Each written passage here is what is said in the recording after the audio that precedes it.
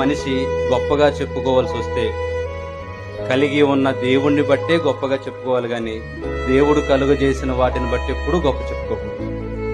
అవి ఇవాళ మన దగ్గర ఉంటాయి, రేపు ఇంకొకరి దగ్గర ఉంటాయి. ఎప్పుడు ఒకేలాగా జీవితం వెళ్ళదు కదా. కష్ట సుఖాలుంటాయి, కలిమిలేములుంటాయి, సుఖ దుఃఖాలుంటాయి, అన్నీ ఉంటాయి, ఎత్తుపల్లాలుంటాయి మానవ జీవితంలో.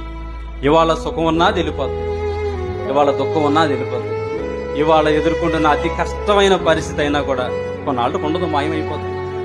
ఇవాళ ఉన్న సకల సౌకర్యాలు కూడా కొన్నాళ్ళకు ఉండవు, అవి కూడా ఆవిరైపోతాయి. ఏది స్థిరం, ఏది నిత్యం అంటే చాలా మంది అంటారు సెటిల్ అవ్వాలండి, సెటిల్ అవ్వాలండి, సెటిల్ అవ్వాలండి. ఎక్కడ సెటిల్ అవుతావు? అసలు ఈ భూమే సెటిల్ అవ్వలేదు ఇంకా సరిగ్గా. ఒక రోజున యేసు రెండవ రాకడలో ఈ భూమి అంతా లయమైపోతుందని యేసు ప్రభు చెప్తున్నాడు. సెటిల్ అయ్యేది ఎక్కడంటే మనిషి నిజానికి అయితే అక్కడ, ఎక్కడ? పరలోకంలో, లేదంటే అక్కడ, ఎక్కడ? పాతాళంలో. అక్కడో ఇక్కడో సెటిల్ అవుతాం గాని ఇదంతా ప్రయాణం మాత్రమే.